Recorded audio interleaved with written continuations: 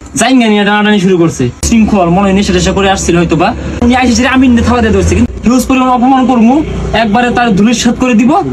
হ্যাঁ, এই যে দোকান, এই পাম্পের যে দোকানটা, আমি আবারও বলতেছি, আপনারা এখনো খুঁজ নিয়ে দেখতে পারবেন। আমি যে ভিডিও করি, আমার ভিডিও সকল সরঞ্জাম এই পাম্পেই থাকে, এখানে থাকে। যে ফোকাস লাইট সবকিছু সরঞ্জাম এই পাম্পের দোকানে থাকে। হ্যাঁ, তো উনার যে বিহেভ এবং কি উনার যে আচরণ, এত শৃঙ্খল মনে নেশা টেশা করে আসছিল হয়তো বা, তা না হলে এত উগ্র হওয়ার কথা ছিল না। উনি যদি এখানে আমার সাথে ঝগড়া করতে না আসতো, তাহলে আয়সা ছেড়ে আমার সাথে কথা বলতো, আমার সাথে বসতো, যে তুমি কত টাকা কালেক্ট করছো। উনি আয়সা ছেড়ে আমিন থাবা দিয়ে ধরছে, কিন্তু আমিন কিন্তু এই মানবিক কাজে যায় নাই, এখন পর্যন্ত যায় না, ওটা নিয়ে কথা বলে না। তো তাকে কেন ধরলো? আমার প্রশ্ন হচ্ছে এটা। তার জায়গা কেন খুলতে চাইলো? আমার প্রশ্ন হচ্ছে এটা।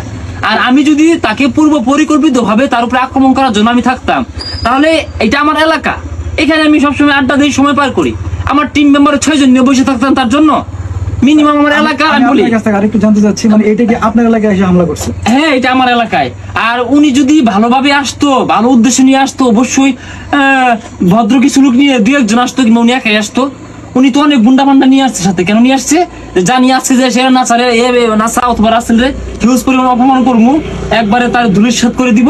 আর মানে পারলে তাকে মানে আক্রমণ করবো, তার উপরে মানে আঘাত আনবো, তাকে মারবো, এমন একটা উদ্দেশ্য ছিল বিধায় আয়েসে মানবিক কাজটাকে উনি না হাইলাইট করে জাইঙ্গা নিয়ে টানাটানি শুরু করছে। এটা গেল।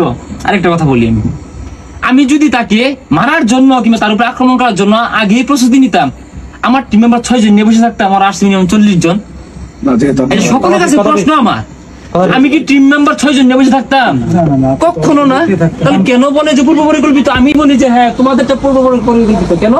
তোমরা লাইভটা রানিং লাইভ নিয়ে আমাদের এখানে এন্ট্রি নিছো, তার মানে তোমাদের উদ্দেশ্য ছিল এইটা, যাই নাসাকে মানে মারি কিংবা নাসাকে অসম্মানী করি, মানহানি করি।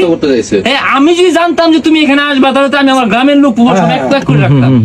আরেকটা বিষয়, ভালোবাসা মানুষ আমাদের আছে। মানবিক কাজটা কিন্তু নিজের থেকে আসে। ও আমি আরো কয়েকটা ভিডিওতে দেখলাম যে জুয়েল সাহেব যিনি আছেন, তাকেও আলটিমেটাম দেওয়া হচ্ছে 1 লক্ষ টাকা আপনি দিবেন এইভাবে, আবার আপনাকেও বলা হচ্ছে যে বাকি টাকা আপনি দিবেন।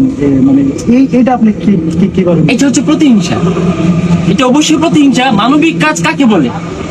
আপনি ধরেন আপনার যতটা সামর্থ্য আছে, সাধ্য আছে, আপনি ওইটা দিয়ে একজনকে হেল্প করবেন, এটা মানবিক। আর এর বাইরে যখন আপনার ঘাড়ে কেউ চাপাই দিবে, এটা হচ্ছে জুলুম, এটা হচ্ছে প্রতিহিংসা। কেননা উনার হয়তোবা ওইটুক ক্ষমতা আছে, উনি হয়তোবা আমাদের যে ইয়াতে বিশ্বের 1 নম্বর ধনী যে এলন মাস্ক, বিল গেটস, এত সমপরিমাণ উনি ওদের থেকে বড় হইতে পারে, এই জন্য উনি এসব বলে, ওনার মুখ দিয়ে এমন কথা আসে। তো আমি তো আজ পর্যন্ত বলি নাই, হ্যাঁ, আমি তো আজ পর্যন্ত বলি নাই যে আমি এত দিব না। আমি বলি সবসময় যে আমার ধারা যদি কারো চুল পরিমাণ উপকার হয়, আমি ওটা করবো। কিন্তু আমি আজ পর্যন্ত আসলে চুল পরিমাণ ক্ষতি করার চেষ্টা করিনি কারো। হ্যাঁ, আমি এই কথাই সবসময় বলি যে আমার ধারা যতটুকু সম্ভব আমি কোন মিয়ার জন্য আমি ওইটা কালেক্ট করে দিব, আমি নিজের কাছ থেকে কিছু দিব আর কিছু কালেক্ট করে দেওয়ার চেষ্টা করবো। হ্যাঁ, এটা নিয়ে আমি গতকালকে একটা লাইভ করছি। ওই লাইভে প্রবাসী যারা আছে, ওরা যে করে মানে সহযোগিতা করে যারা আছে, কাইয়ুম ভাই হয়তো অনেকে চিনেন, উনি ওই লাইভে যোগদান করছিল। তিনি প্রতিশ্রুতি দিয়েছে 50,000 টাকা দিবে।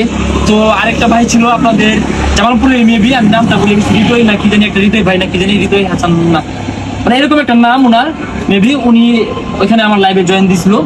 তো তাকেও বললাম যে দেখেন কি করা যায় এই বিষয়ে। আমি ফোনে অনেকের মাধ্যমে মানে যোগাযোগ করছি যে আপনারা একটু দেখেন, যে যেমনটা পারেন আমাদের শিবপুর জেলা কনিমিয়ার জন্য এই কাজটা করেন। আমি কিশোরগঞ্জে যারা আছে কন্টেন্ট ক্রিয়েটর যোগাযোগ করছি যে তোমরা অফলাইনে মানে বিকাশ নাম্বার দিয়ে না, এমনি অফলাইনে তোমাদের এলাকা থেকে কতটা তুলে দিতে পারো, এটা তুলে আমাকে কালেক্ট করে আমাকে জানাও এবং কি দাও। কনিমিয়ার অবস্থা খুব খারাপ, তার জন্য আমরা এটা কিছু করি। এইভাবে কিন্তু আমি কাজ করতেছি। ওনার হিসাব হচ্ছে উনি যে মাজার নিয়ে ঘুরে, শিষ্য নিয়ে ঘুরে, ওইটার সাথে আমি যোগদান দিই না কেন? মানে ওনার হিসাব হচ্ছে নাসাকে আমি ইউজ করতে পারতেছি না, এটি সমস্যা ওনার। উনি চায় উনি সবাইকে ব্যবহার করতে চায়, মানে আপনার মতো চেষ্টা করতেছিলেন। হ্যাঁ, অবশ্যই। আমি যদি না করি তো গতকালকের লাইভ, ওটা তার আজকের না। আমি যদি চেষ্টা না করি, আমার ফার্স্ট দিন রাসেল আইডিতে দেখবেন গতকালকে আমি কনিমিয়া নিয়ে লাইভ করছি। সেই লাইভে কি বলছি, সেই লাইভে আমি কিছু টাকাও কালেক্ট করছি, প্রায় 10,000 টাকার মতো কালেক্ট করছি। তো আমি যদি আমার জায়গা থেকে চেষ্টা না করতাম, তাই আমি গতকালকে লাইভটি কেন করলাম? আরেকটু আমি জানতে চাচ্ছি, জামালপুরের কন্টেন্ট ক্রিয়েটর মিলন চৌধুরী নামের ছেলে আছে, সে অসুস্থ ছিল। আমরা লাইভেও দেখেছি যে এর ভিতরে বিল্লালের মা অসুস্থ হয়েছিল, সেই সুবাদে তিনি ময়মনসিংহ হাসপাতালে গিয়ে একটা ঘোষণা দিয়েছিল যে মিলন চৌধুরীকে 1 লক্ষ টাকা তুলে দেবে। তো সেই টাকাটা তুলে দেয়নি, তার পরিবার থেকে আমরা যত জানতে পেরেছি সে পায়নি। আজকেও একটা ভিডিও ভাইরাল হয়েছে মিলন চৌধুরীকে নিয়ে, যে তারা কোনো টাকা পয়সা পায়নি, একটা ভিডিও তারা করেছিল। এই যে টাকাটা সে দিল না, এই বিষয়ে আপনি আচ্ছা, তার কি এখানেও টাকা দেওয়ার নাম করে ভিডিও বানিয়ে নিয়ে আসছেন? আচ্ছা বুঝতে পারছি, আমি বলি হ্যাঁ, উনি যদি সবসময় যদি অন্যকে দোষে, এর আগেও উত্তরবঙ্গে সাইমনের জন্য কাজ করতে গেল, কাজ করার আগে কি একটা বেশ লইলো, ওখানে বলতেছে যে আমার কাছে টাকা আছে, আমার দেওয়ার মন মানসিকতা নাই, এটার জন্য দায়ী হচ্ছে নাসা ভাই আর জুয়েল ভাই। আচ্ছা আমরা না করছি, মানা করছি তাকে? করি নাই। হ্যাঁ, তার কিছু কাজ খারাপ লাগছে বিদায় আমরা বলতে আমি কথা বলছি, একটা ফানি কন্টেন্ট বানাইছি, আর আমার হচ্ছে ফানি কন্টেন্ট, আমারটা ফানি ভাবে নিতে হবে সবসময়, আমি সিরিয়াস কোনো কথা বলি না, আমারটা ফানি কন্টেন্ট, কিন্তু আমি অনেক কিছু নিয়ে ফানি করি। সেই জায়গাতে বিল্লালের নাম মনে হয়। আচ্ছা সেখানে ওটা দোষ দিল, আচ্ছা সেটা গেল। আমি যদি বলি আমাদের পার্শ্ববর্তী জেলা জামালপুর জেলার যে মিলন চৌধুরী, উনি একজন কন্টেন্ট ক্রিয়েটর, হ্যাঁ, ওনাকে যদি আমার দেওয়ার ইচ্ছাই থাকে, আর যদি ওটা যদি সই হয়, ওটা যদি মানে ভালো উদ্দেশ্য হয়, তাহলে অবশ্যই উনি একজন কন্টেন্ট ক্রিয়েটর, ওনার সম্মানের দিক চিন্তা করে ওটা আমি গোপনে দিব। কেন করবো? অবশ্যই এটা মিলন চৌধুরীকে ছোট করা হয় আর বোঝানো হয় যে দেখ আমি সবাই দিতে জানি, আর কেউ পারে না, আমি হচ্ছে ভাই আসলে একটা প্রতিহিংসা, যে নাসাদ কারো দিতে পারতেছে না। কিন্তু আমি টুকটাক যে কাজ করছি ওর সঙ্গে উনি মানে এই কন্টেন্ট জগতে আসেই নেই।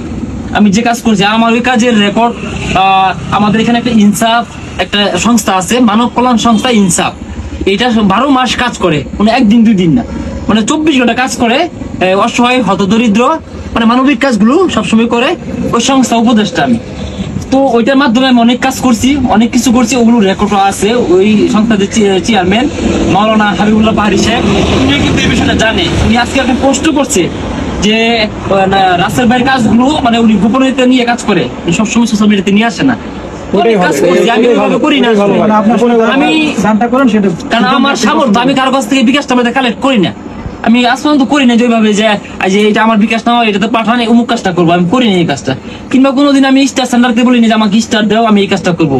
আমি কোনোদিন প্রবাসী ভাই থেকে বলি না ভাই আপনারা টাকা পাঠান, এই কাজটা করবো।